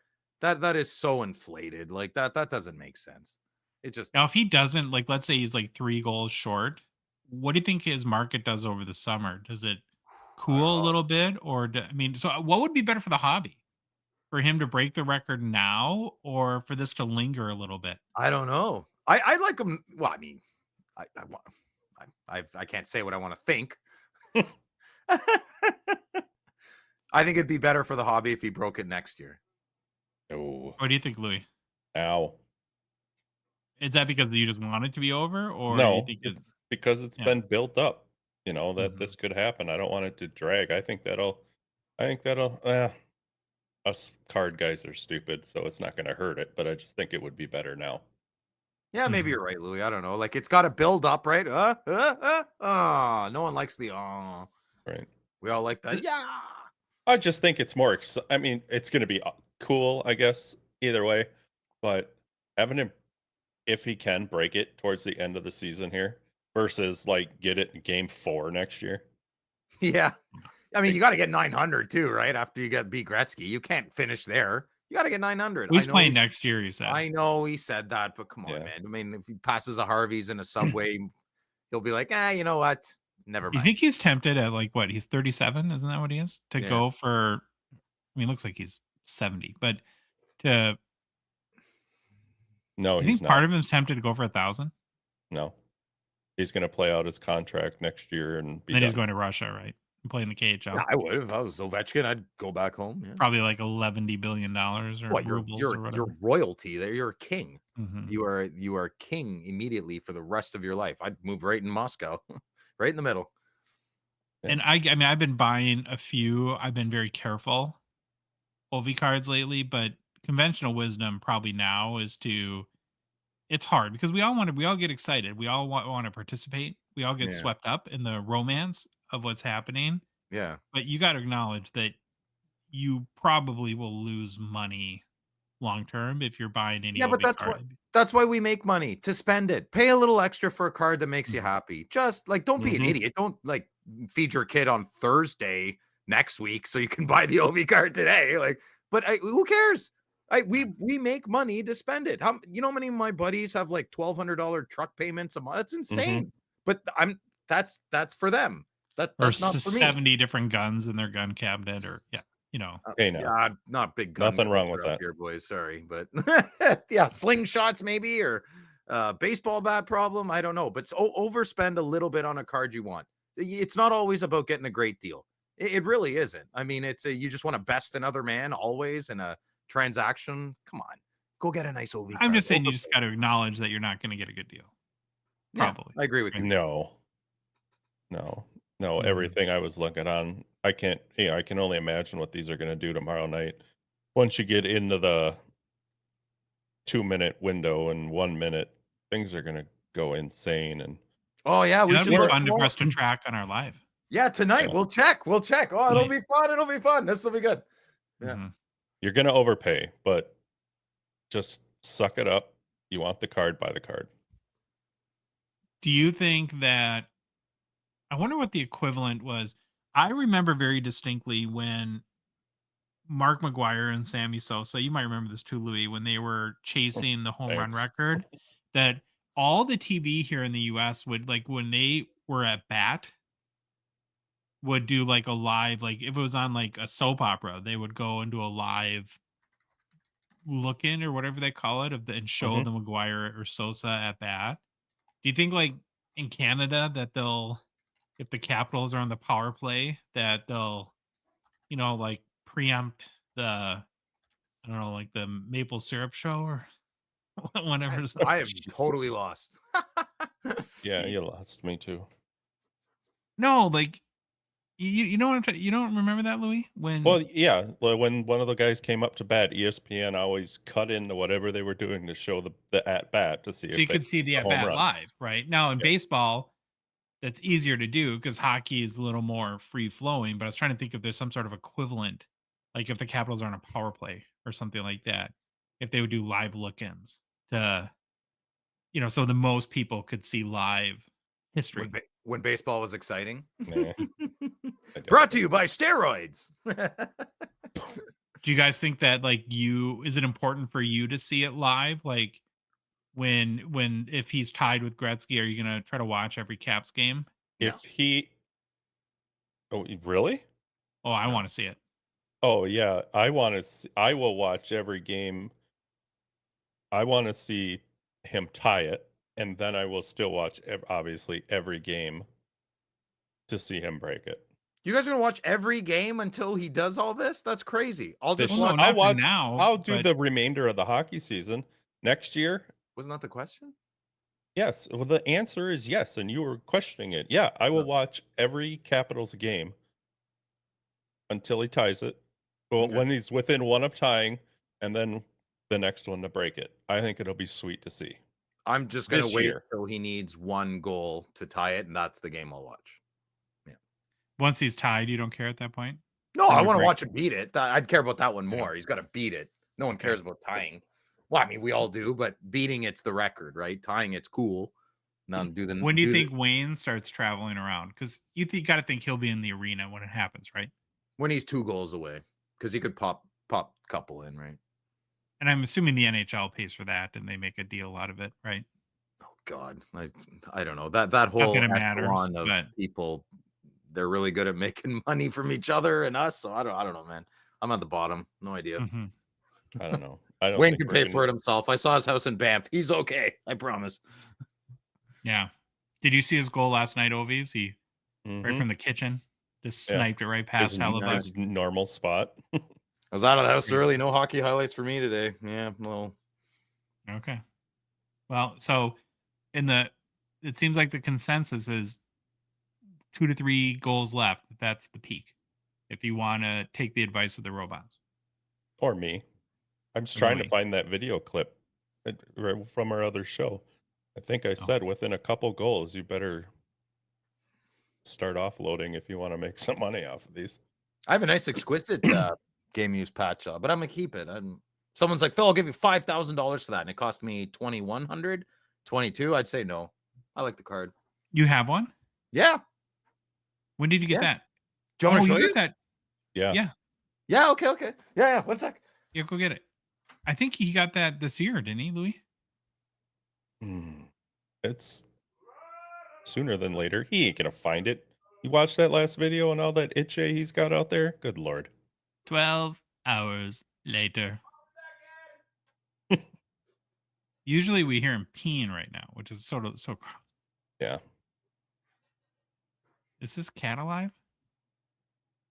Or is this cat looking out the door? I can't tell. I can't tell. I'm probably wondering what he's doing. Mm-hmm. Well, we should probably talk about Phil since he's gone. What's the gossip? Have you heard any juicy rumors or? No. No, He's been gone a this long isn't time. good. I can't even pick on him right now when he's gone. I don't even know what to say. Sorry, Yeah. boys. I had to go downstairs quick. That's why. Yeah, you were gone a long time, Phil. Your Louis cat told was me worried. your cat freaked out. When did you get that? That's a nice card. I forget. This within the last year, though, right? Yeah. Mhm. I paid. I got it off Facebook, and I worked really hard for it, and I got it for What does that mean? 2,100. How do you work hard for a card? When a lot of people are messaging, you have to stand out. You have to stand out in the messages, and I remember. Okay, so how do you stand out in a message? Now I'm interested. I don't know. I don't know. I remember it took a couple of days to get him to 2,100.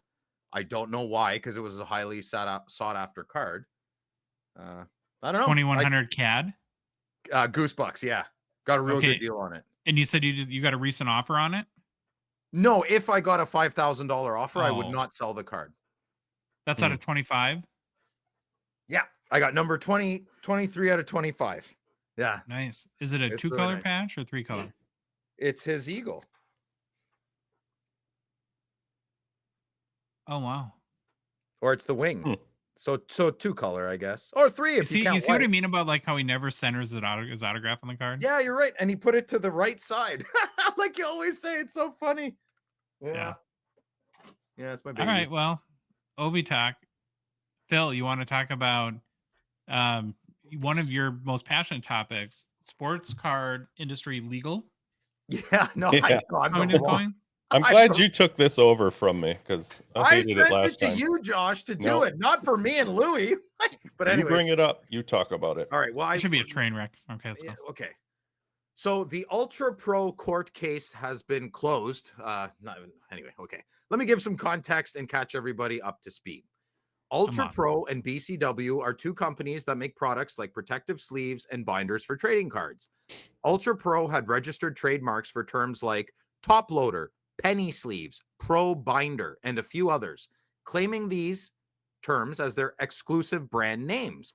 They sued BCW in 2024, saying BCW was using these terms and infringing on their trademarks.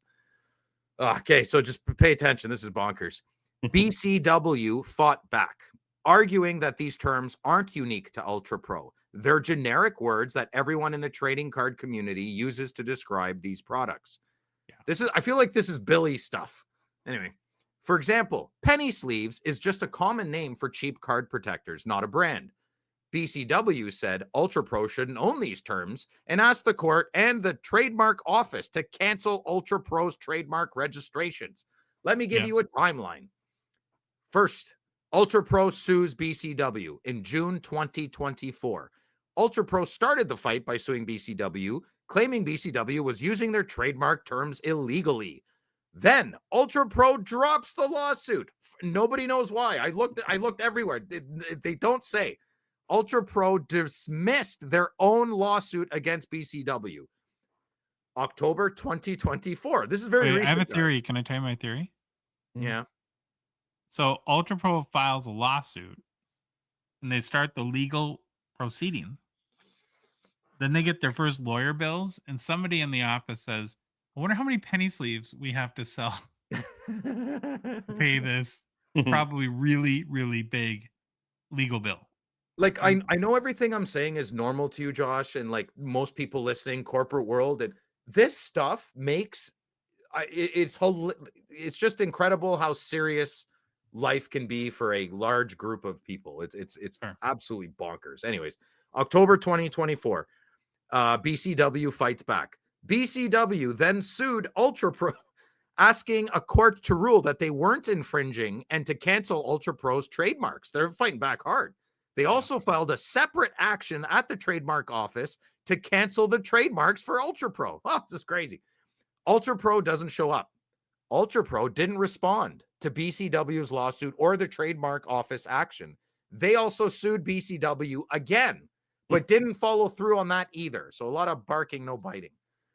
March 2025 brings us to this month. The trademarks have been canceled. Because Ultra Pro didn't defend their trademarks, the trademark office canceled all 6 of them on March 24th, 2025. So what is not trademarked anymore? Chroma Fusion technology, Deck Vault Mini Snap, Pro Binder, penny sleeves, and top loader. Oh, this is so crazy. Okay, where are we now? So where are we now? Trademarks are gone. The trademark office officially canceled Ultra Pro's trademarks, meaning Ultra Pro can't claim exclusive rights to these terms anymore. Anyone can use them now. Maybe they shouldn't have done the thing before. Anyways, BCW wins by default. Since Ultra Pro didn't show up to defend their trademarks, BCW automatically won the cancellation action. That happened to me once when I had to go to court. The cop didn't show up and I won. It was good. Just for traffic. Okay, so what's next? Stop sign related? Not exactly.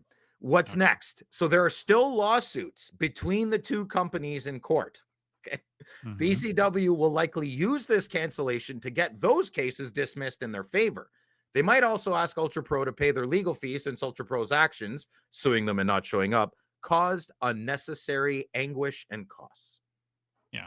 There you go. So, well, where I see BCW's point on this, and here's kind of like a little fun exercise you can do, and really try to answer this. This is not a rhetorical question. Let's say you're BCW. Like you are the director of marketing at BCW, Phil. Somehow they gave you that job. Marketing? I could do marketing. Yeah. Okay, good. And you've just lost a lawsuit preventing you from using the word penny sleeve. How would you describe that product? I'd call it a nickel sleeve. And then people would say, what's a nickel sleeve? I'd be like, it's just like a penny sleeve, but better. You can't say penny sleeve. But my point is that it's almost impossible to describe it without using the word penny, because that's such a common vernacular. Wait a minute. They could sue me for verbiage, for using the noise out of my face, for saying penny sleeve?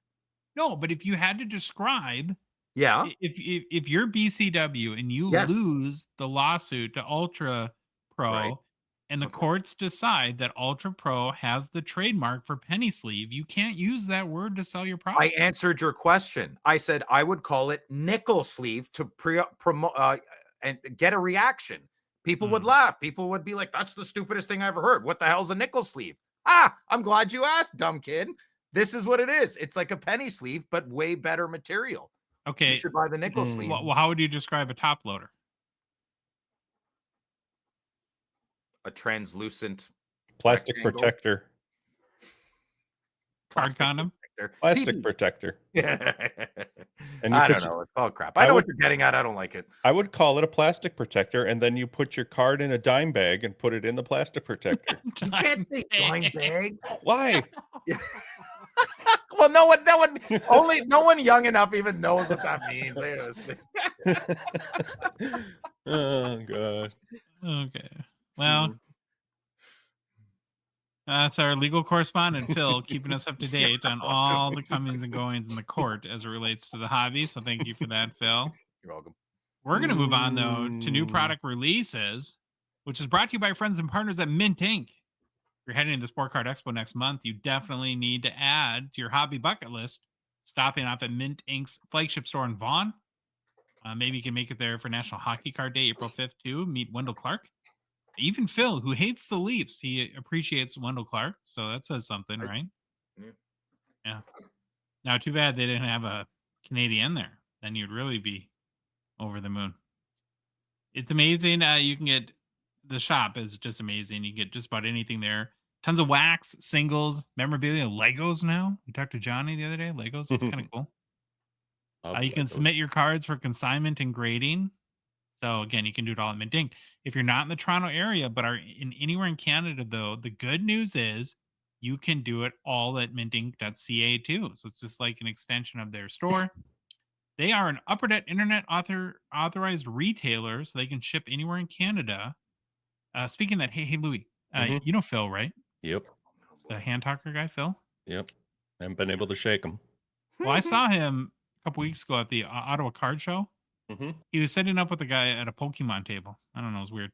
That's and cool. he told me this crazy chocolate chip cookie story. But then after that, went on to say he's really into hunting and then eating muskrats, which is kind of weird. I would. Maybe gross. He says there's a great muskrat kebab recipe. You know, he's Greek. So What? into that too. So anyways, he found some hunting land near Punky Doodle's Corners in Ontario. It's a real place. He says that, you know, might be good for the hunt. And so he tells me he's meeting his attorney. They're about to finalize the deal. He's going to purchase all this land in Punky Doodle's Corners. And then all of a sudden he goes into a total panic attack, like flop sweating. Right? Cold feet. No. Yeah, he says he never looked in to see if there's an LCS nearby, and he immediately puts the deal on hold. So anyways, I remind him, I'm like, Phil, Mint Inc. can ship hockey hobby boxes anywhere in Canada. And Louis, this is the weirdest thing. I'm not even done saying that. He says, I got to go. Bolts out of the Ottawa Card Show. I don't hear from him for a month. Then all of a sudden, he sends me this picture. Oh, I jumped the gun. Sorry, bro. Oh, no, you can show it right now. He sends me a picture of Phil in Punky Doodles. This is ridiculous. Corners. And he looks so happy. So good for him. I'm a happy guy. You know, I just don't know, Louis, if I'm going to accept his next barbecue invitation. I'm not into muskrat kebabs. I wouldn't be riding that bike either. I'd have my truck there. Yeah. Yeah. So, Punky Doodles Bike- Corners, Phil. Proud bicycle. landowner. Run you off. the road. Minting.ca. Ships anywhere in Canada.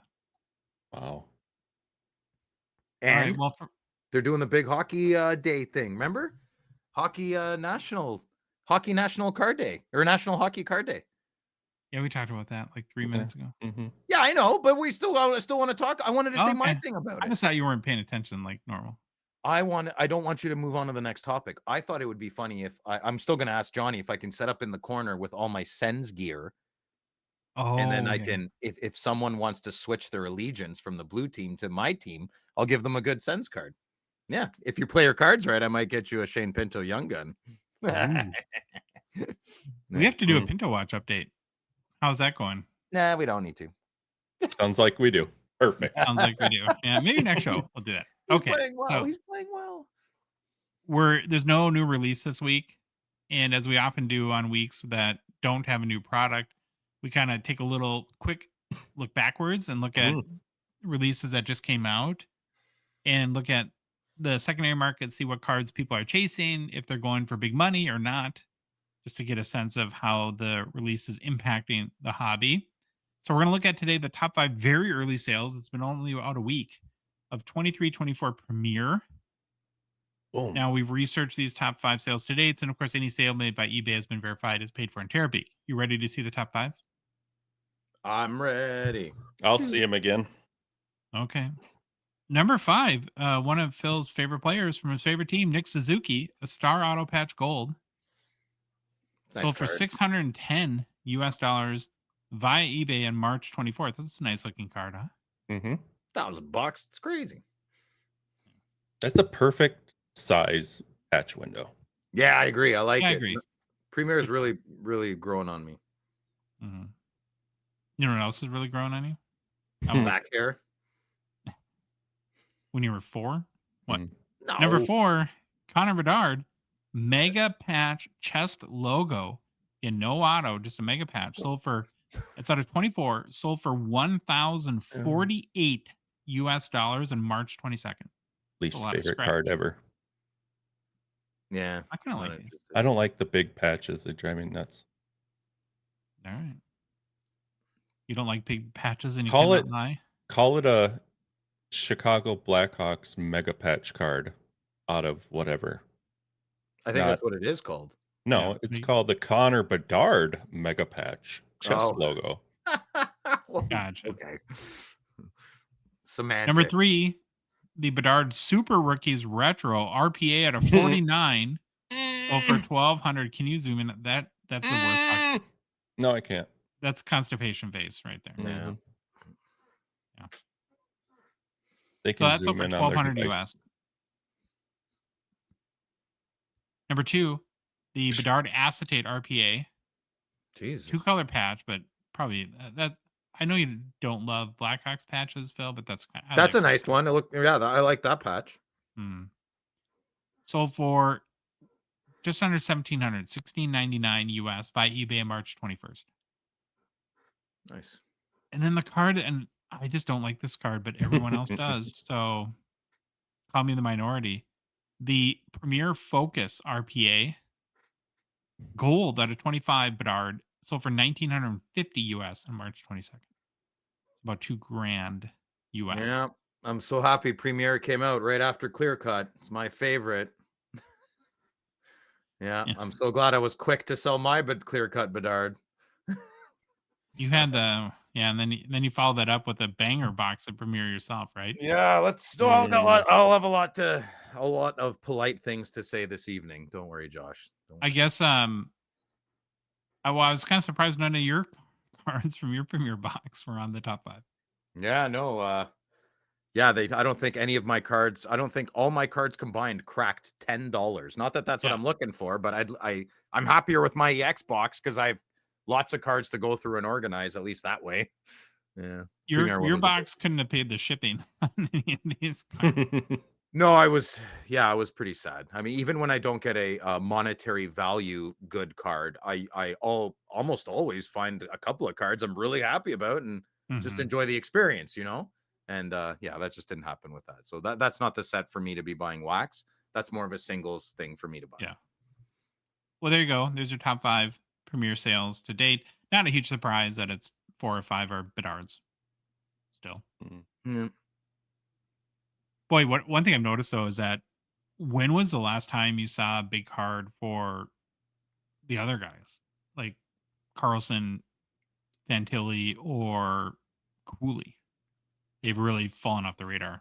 I don't know. I like Fantilli still. He lit up Forsberg the other night on us, man. He that kid is really talented, but sometimes it doesn't Wow. translate well, right? So why would anyone load up yet? I don't know. You guys also lost 4-1 to Buffalo, something. Ooh. Yeah, what I meant when we were playing Columbus, though, Fantilli. Yeah, no, I know exactly what you meant, buddy. Is your team hitting the skids, Phil, or what's going on with these Senators? Oh, shit. Buffalo sucked yesterday. They played. We should have won that game, but we couldn't do it, so we didn't deserve to. Yeah, we play really good against good teams. We've Mhm. always kind of been like that this past year. So Mhm. we just have to make the playoffs, man.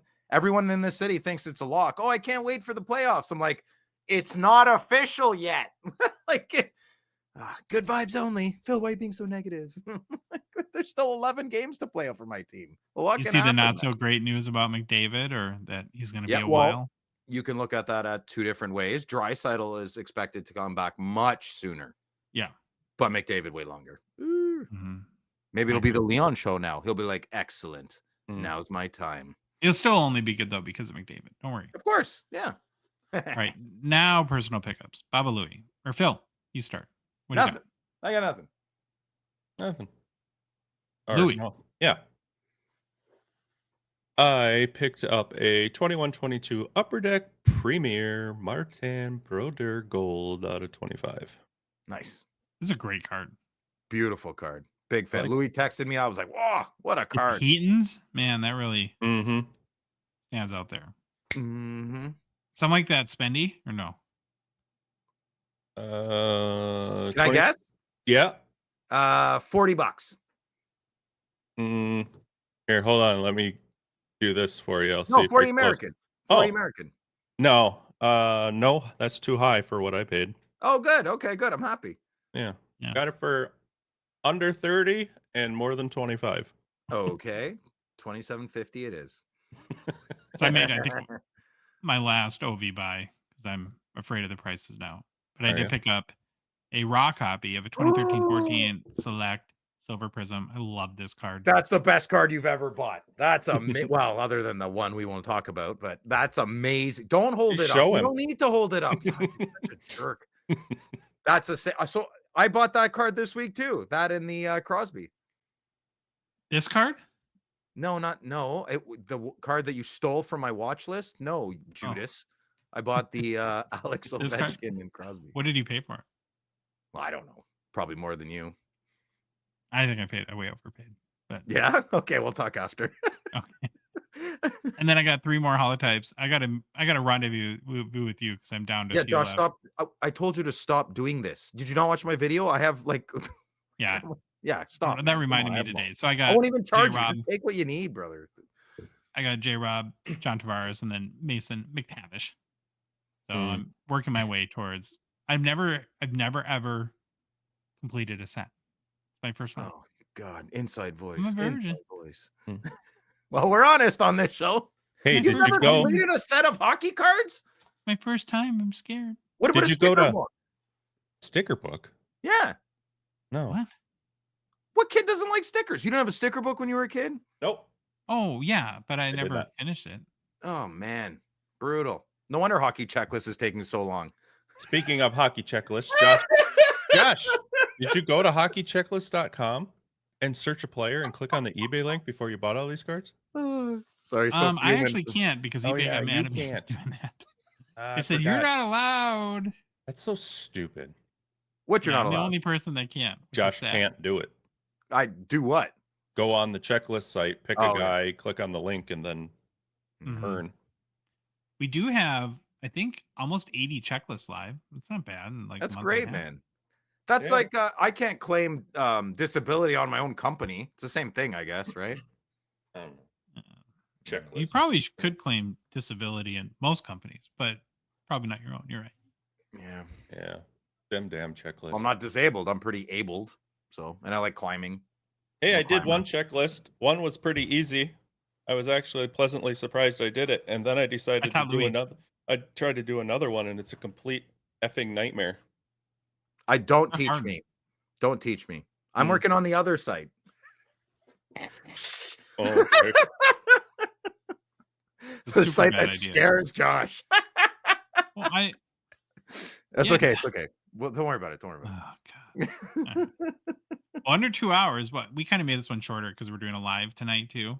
We're talking a lot too. Yeah. Yeah. All right. Well, right. anything else you need to say, Louis? You get anything off your chest? Want to confess anything to the hobby? Want to share any dark secrets? Implicate Phil for any felonies? No, we don't have felonies up here. Mm, Can I tell you guys something? sure. It's a little bit of a confession. I Okay. almost don't want. Well, my wife doesn't listen to the show, so I always rib my wife, the beautiful Jenny, for watching murder porn.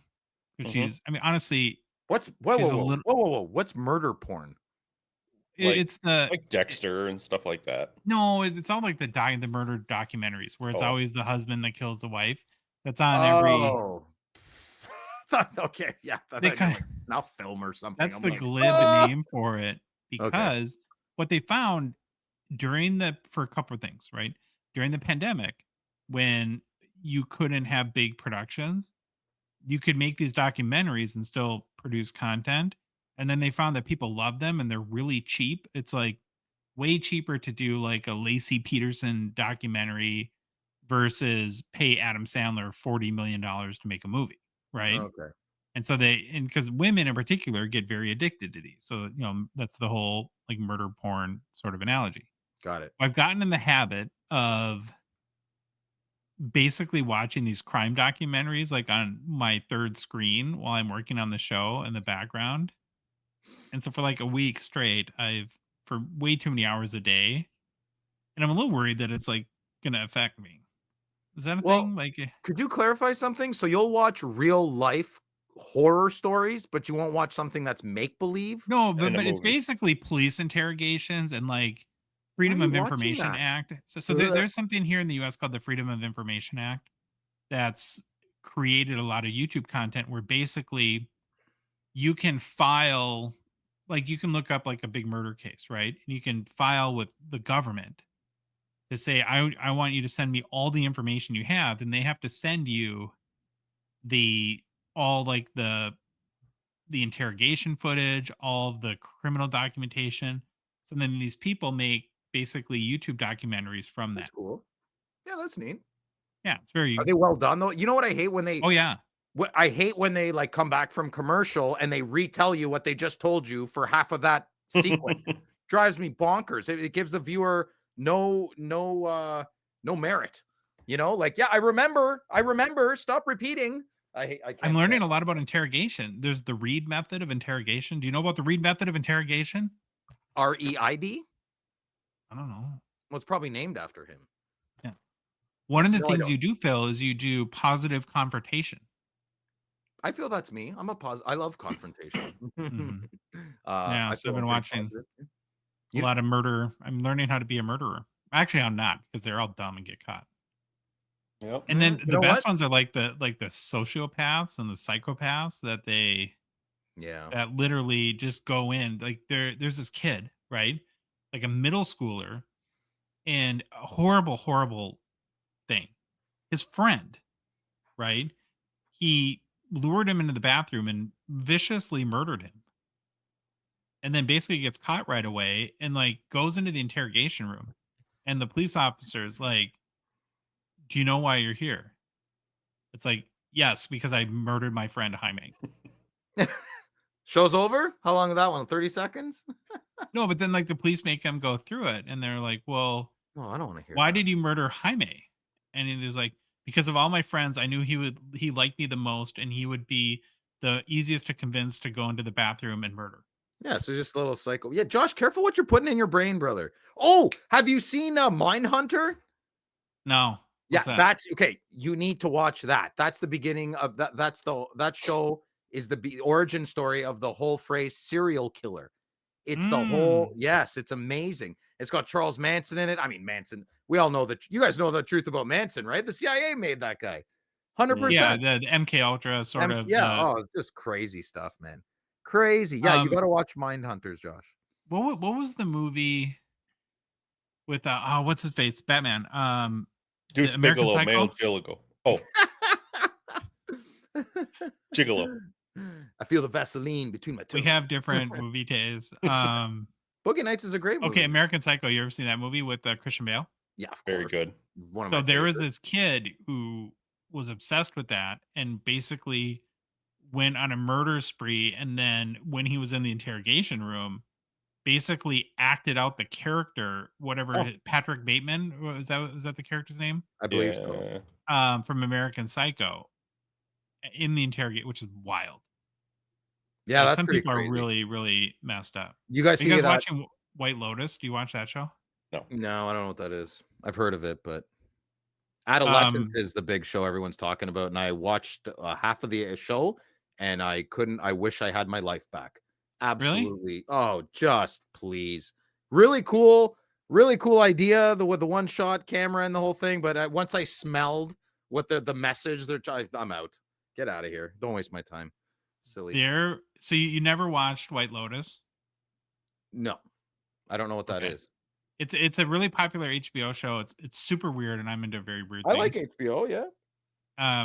It was made during the pandemic, and it was one of the only shows that was made at that time because they were able to film it at I think the Sheraton maybe in Maui. Like they rented the whole. This was like during peak COVID, and they filmed it in like 30 days, and the whole cast just stayed at, like, they were isolated at the hotel, and then it did really well, and then they came back for season 2 in Italy, and then now they're in season 3 in the Philippines. And the first 2 seasons starred the Jennifer Coolidge, the makes me want to have a hot dog real bad. Yeah. I love her. And so anyways, it's super weird, and I don't like scary, but I like really weird stuff. There was a plot twist in the most recent White Lotus that anyone who's watching is like, whoa. Really? I can't even say it on the show. I'm literally, I will not say it on the show. What happened on this HBO? It's I'll that check it out. twisted. I'll check it out. I just finished Severance season 2. That's one of my favorite shows. It's a bit of a what's the word? Cerebral. It's very cerebral. Yeah. You watch what, Louis? You know what else comes out tonight that I'm excited to watch? What? The final episode of Reacher. Oh yeah. Yeah, that's a good. That passes that. That's a Sunday. My rainy son day loves for that me. show. I really liked season 1. Hated was a season dud. 2. Yeah, season 2 was terrible. And then this season's been better. Another show me and Jenny watched was Paradise. Do you guys? It's kind of like a dystopian. LCS show. guy. The LCS guys told me to watch that. They said it was really good. Mm-hmm.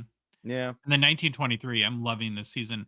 Oh, good. You're watching it. Yeah, isn't that the best? But now we're talking, man. The Frontier stuff. Yes. I have a huge complaint against the show, though. So the son and his wife, this show could go on for 85 seasons and they'll never make it to Montana. Exactly like, why I come don't on. watch it. It's like Come watching on. paint dry. Wait, It's insane. 1923 Like or everything. 1883 or 1920? 1880. Oh yeah, which one? I No, guess. this Sorry. one's 1923 with Harrison Ford and Helen Mirren. So they have the ranch. What are you talking about?